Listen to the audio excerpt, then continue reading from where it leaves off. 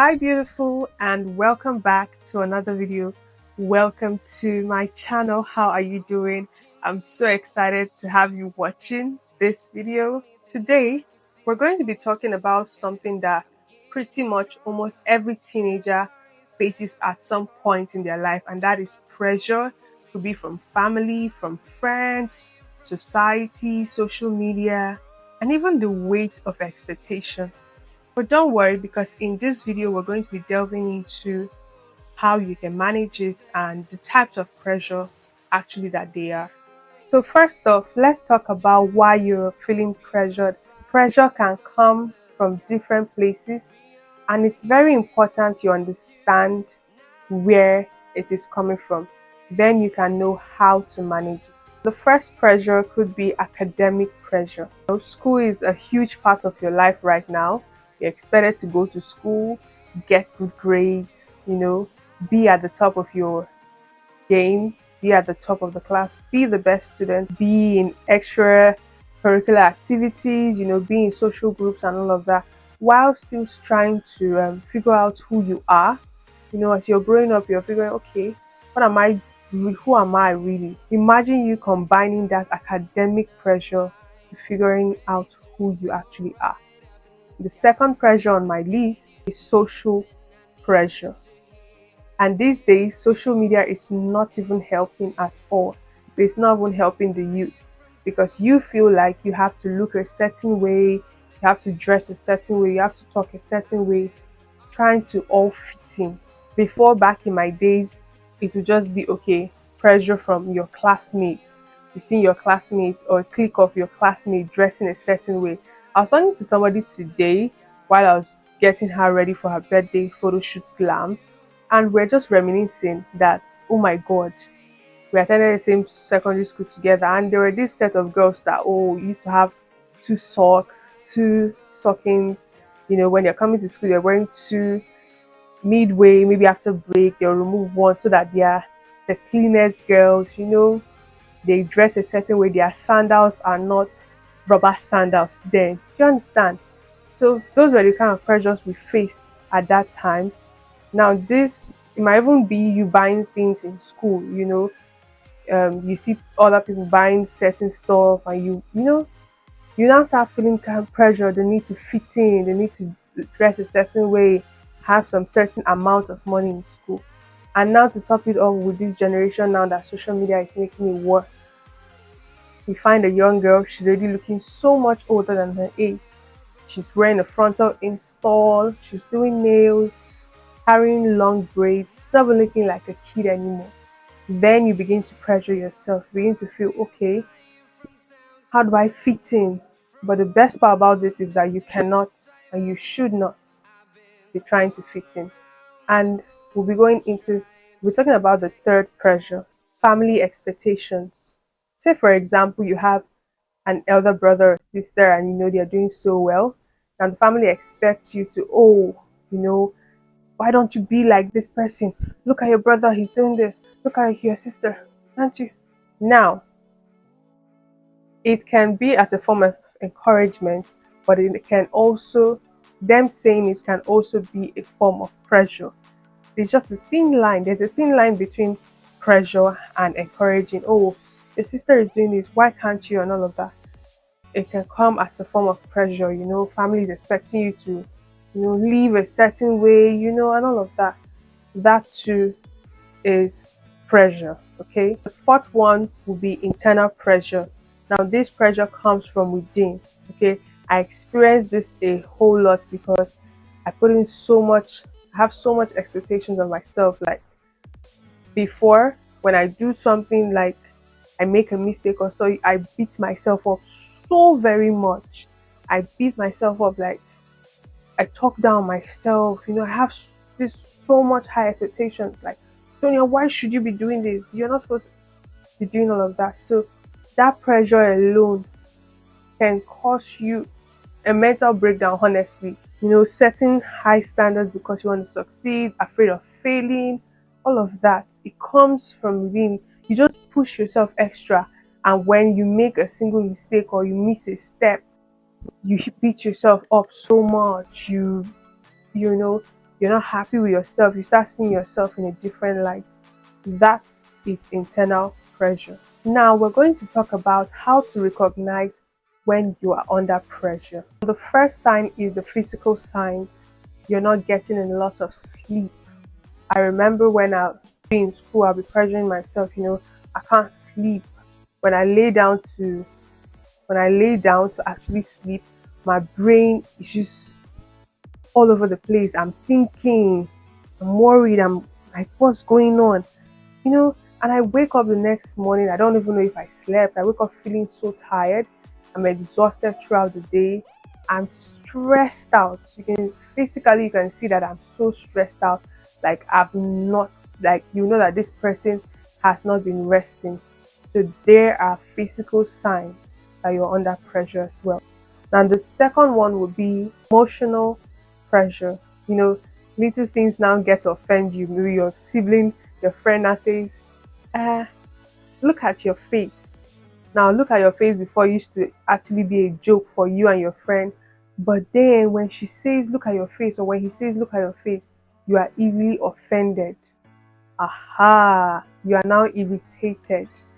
Little things that don't matter before begins to matter. Yes, those are signs. The third one will be behavioral signs. Okay, you can't concentrate anymore, and now you are now procrastinating things. The way you used to behave before, you used to be excited to learn, you used to be excited to go to class, or excited to be in the social group in school, doing your extracurricular activities. You don't want to do that anymore. You're really, no, you're not interested anymore. Okay, those are signs. Those are, it's there. It's there. Your behavior has now changed. Those are actually signs that you are under pressure. Please, if you're enjoying this video, comment down below. If you're a big auntie, big sister, big uncle, please also comment down below so we can all learn together from this video. All right, now let's get into the good stuff.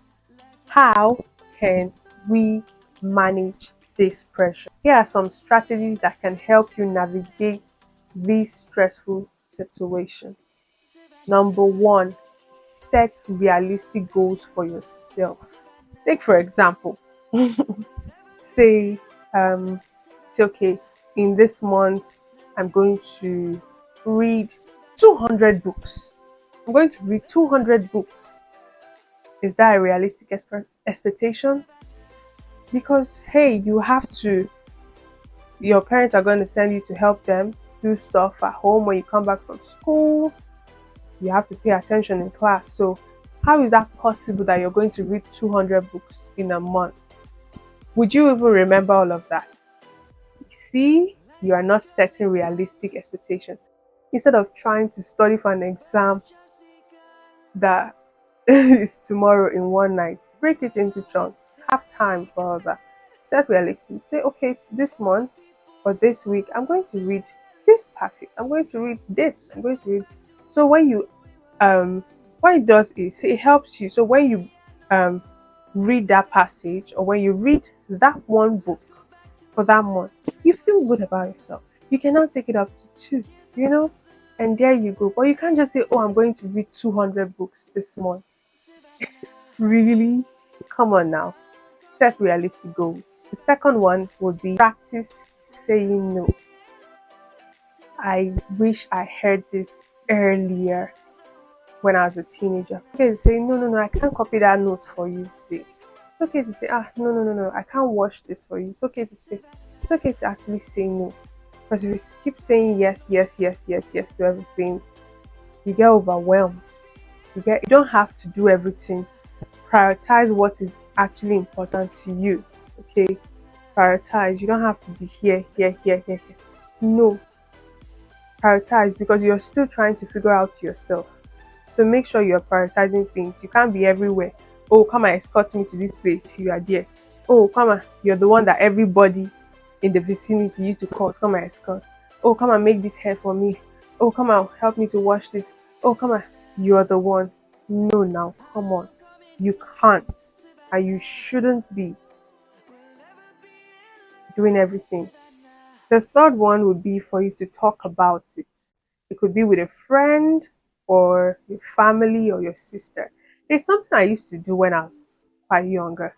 You know, if something is actually bothering me, I can bring it up in a girl's because I'm actually very reserved, but I'll bring it up in my girls, chat, group chat and all of that, group of friends.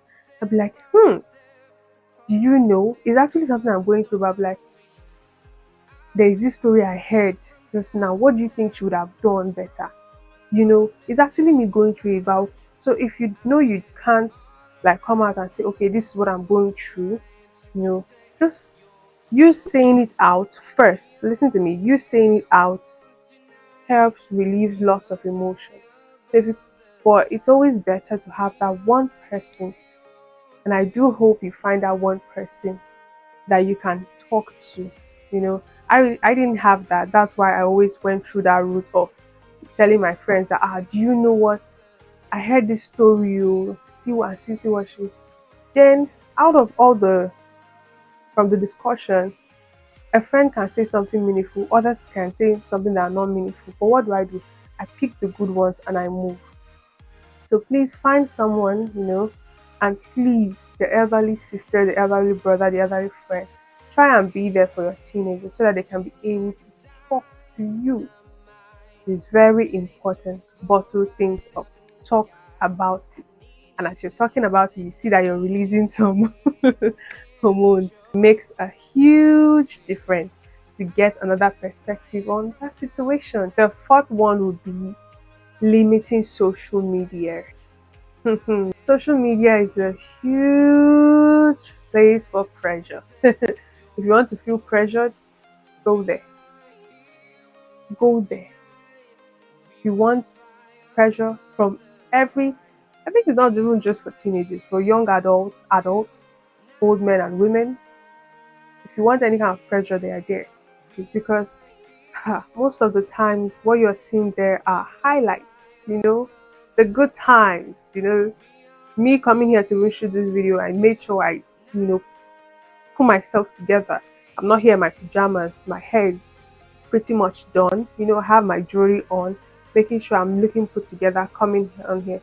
So before they even post that video, they'll make it look good. They're editing. They're wearing the nicest clothes. They can even rent it. I don't even need to tell you. You all know. So try as much as possible to limit social media. Focus on what is actually going on in your life. Okay, not who is buying the latest this, who is buying the latest that. And that's why you find a lot of girls now doing a lot of crazy stuff just to wear the latest hair. I read a crazy story on Facebook on how she wanted an iPhone and she's asking the guy, and the demands she's making, oh my god. I'm like, you're not even thinking of your future, business or anything. It's an iPhone, so you can be able to meet up to your friend's standard that you have a girls' night out. So please limit social media. Limit it. Limit it. So don't get mad when your parents don't even want you to have a phone. I didn't get a phone until I was 15, 16.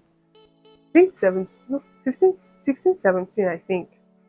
And the phone I got was a button phone. I do not regret my childhood at this point because the things I see right now on social media, young kids having phone and watching all sort of amazing and wonderful stuff on the internet.